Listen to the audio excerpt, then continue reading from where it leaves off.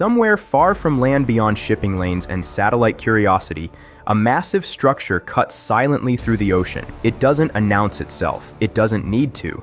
Because this isn't just a ship, it's a self-contained world. The USS Gerald R. Ford stretches across the water like a moving island of steel carrying thousands of people, dozens of aircraft, and enough systems to function independently for months. But what makes it extraordinary isn't its weapons or technology. It's the fact that it must sustain human life at an industrial scale every second of every day without stopping. Out here, there are no shortcuts, no external help, and no room for failure. Everything that keeps people alive must exist within these walls. The moment you step aboard, your world changes. There are no quiet streets, no open skies, no sense of personal distance. Instead, you enter a dense network of narrow passageways, metal ladders, and sealed compartments where space is limited and movement is constant. The air smells faintly of machinery fuel and recycled oxygen. Conversations echo, footsteps never stop, privacy becomes a memory. Here, thousands of individuals live within arm's reach of one another, sharing nearly every aspect of daily life. You don't choose your environment, you adapt to it. And adaptation isn't optional, it's the first rule of survival. On land, your day is shaped by sunlight. Out here, it's shaped by duty.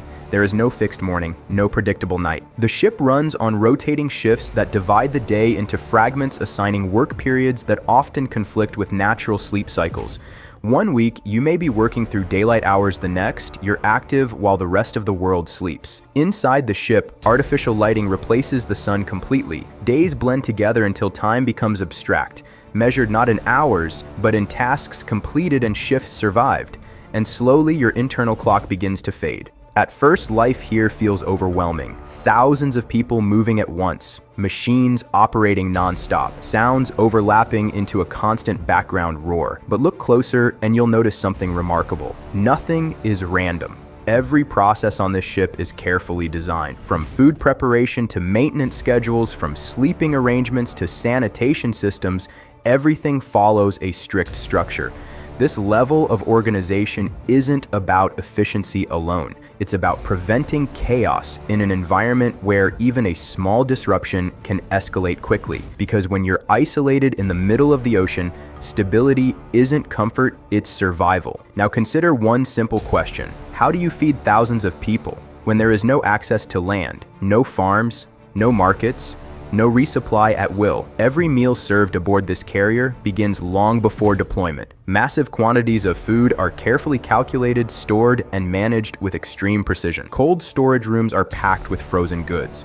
Dry storage areas hold enough packaged items to last for extended missions. Fresh supplies are rationed strategically to last as long as possible. Each day, thousands of meals are prepared in industrial-scale kitchens that operate continuously. The pace is relentless. There is no closing time, no slow period. As long as the ship is active, food must be ready. And yet, despite the scale, the goal remains surprisingly human. Keep morale stable. Because a well-fed crew performs better, thinks clearer, and handles stress more effectively. Even the best planning has limits. At some point, supplies begin to run thin, and that's when one of the most complex operations at sea takes place. Supply vessels approach the carrier in open water, matching speed, maintaining distance, and transferring massive loads of food equipment and essentials while both ships remain in motion. There are no docks, no anchors, just coordination, timing, and precision. It's a process that looks almost unreal. Steel cables stretch across open water, crates move mid-air, every second counts. Because one mistake here doesn't just delay a shipment, it risks the entire operation. For the crew, meals are not leisurely experiences. They are brief windows of recovery. Sailors line up, collect their food, and eat quickly, often surrounded by noise, movement, and limited space. Conversations are short, time is limited, and at any moment, everything can change. An alarm, a call, an emergency. If that happens, meals are abandoned instantly, because on this ship, duty always comes first. Hunger waits. As days pass, one thing becomes clear. Life here is not just physically demanding, it's mentally exhausting. The lack of personal space, the constant noise, the unpredictable schedule, the absence of natural light, all of it builds. Fatigue becomes normal, silence becomes rare, and rest becomes something you have to fight for. Because here, nothing is designed for comfort. Everything is designed to keep the ship running. After hours of work in a non-stop environment, the human body demands one thing: rest. But aboard the USS Gerald R. Ford, rest is not guaranteed. It's earned often in short, fragmented moments between shifts. Sailors don't return to quiet bedrooms or comfortable beds. Instead, they navigate through tight corridors to reach compact sleeping zones buried deep within the ship, far from the outside world. There are no windows, no fresh air, and no silence waiting for them, only a small space carved out of steel where sleep must happen quickly because time is never on their side.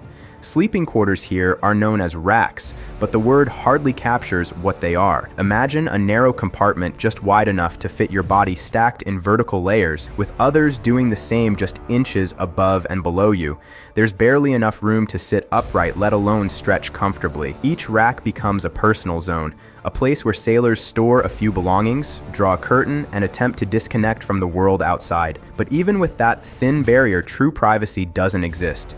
You hear movement, breathing footsteps, constant reminders that you are never alone, even when you desperately need to be. Silence is one of the rarest things on the ship. Above, fighter jets launch with explosive force, shaking the structure beneath. Below, machinery hums endlessly, powering systems that can never shut down. Doors slam, alarms echo, voices carry through metal passageways. This soundscape doesn't fade at night, it continues uninterrupted. For sailors trying to sleep, it becomes something they must learn to live with. Earplugs, makeshift barriers, and mental exhaustion help, but the noise never truly disappears. Over time, the brain adapts not by eliminating the sound, but by learning to sleep through it. Sleep itself becomes irregular. With rotating shifts controlling daily life, the body never settles into a stable rhythm. You might rest for a few hours, wake up to work, then try again later under completely different conditions. Some days offer just enough rest to function, others don't. Over time, fatigue builds quietly, affecting focus, mood, and physical performance.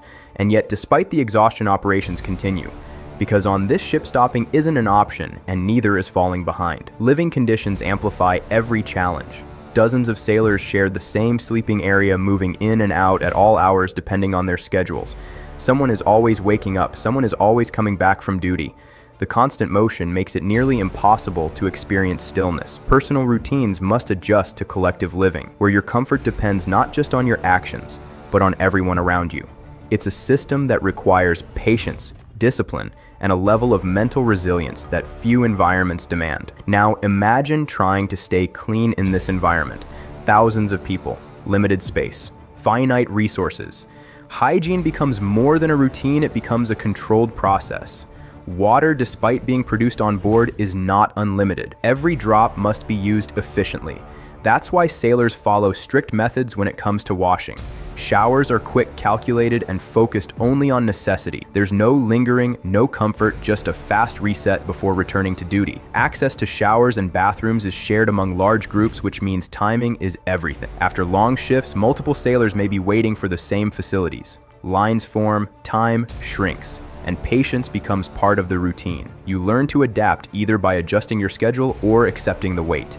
In a place where everything is shared, even something as basic as a shower becomes part of a larger system that everyone must respect. But what happens when the system breaks? On a ship, this complex, even basic systems can run into problems. When sanitation systems malfunction, the impact spreads quickly. Facilities may become temporarily unusable, forcing sailors to search for alternatives across different sections of the ship. Repairs begin immediately, but until they're complete, daily routines are disrupted. These moments reveal just how dependent life on board is on infrastructure, and how fragile that balance can be. Despite the limitations, cleanliness is strictly enforced. In such close quarters, even a minor illness can spread rapidly and affect large portions of the crew. That's why hygiene isn't just encouraged, it's expected. Regular cleaning, personal care, and sanitation checks are part of daily life. It's not about comfort, it's about maintaining operational readiness, because a healthy crew is just as important as a functioning system. As the days continue, the physical challenges begin to merge with mental strain. Limited sleep, restricted space, constant noise, and demanding schedules all combine into a single persistent pressure. There are no true breaks from the environment. Even during rest, the awareness of surroundings never fully fades. Over time, sailors develop coping mechanisms, small routines, brief moments of distraction, or simply the ability to push forward despite exhaustion. Physical exhaustion is only part of the challenge. The real test often happens internally. Being away from family, disconnected from the outside world, and surrounded by constant pressure can take a toll. There are days when motivation feels low, when fatigue feels overwhelming, when the routine feels endless. But this is where resilience is built, not in comfort, but in persistence. Sailors learn to push through, to stay focused, to keep moving forward, even when it's difficult. What keeps this entire system functioning isn't just technology, it's discipline. Every role matters. Every task connects to something larger. From maintaining equipment to preparing meals, from cleaning spaces to operating systems, each action contributes to the ship's ability to continue its mission. Without structure, everything would fall apart. That's why routines are followed so closely. Not because they're easy, but because they're necessary. At some point, every sailor understands something important. This life isn't meant to be comfortable. It's meant to serve a purpose. Every sacrifice, sleep space, privacy, ease is part of something larger than the individual. The ship exists for a reason, and everyone on board plays a role in that purpose. That realization changes perspective. What once felt difficult begins to feel meaningful. While life continues inside the ship, the outside world moves on. Families carry on with daily routines. Cities operate as usual. Most people will never fully understand what it's like to live in such conditions, and yet the presence of this ship and others like it quietly shapes global stability. It operates in the background, unseen by most but essential in ways that aren't always obvious. In the end, this isn't just a story about a ship, it's about people. People who adapt to extreme environments, who find ways to function under pressure, who support each other through long days and short nights. The ship may be built of steel, powered by reactors, and equipped with advanced systems, but none of it works without the human element. Without the individuals who keep it alive,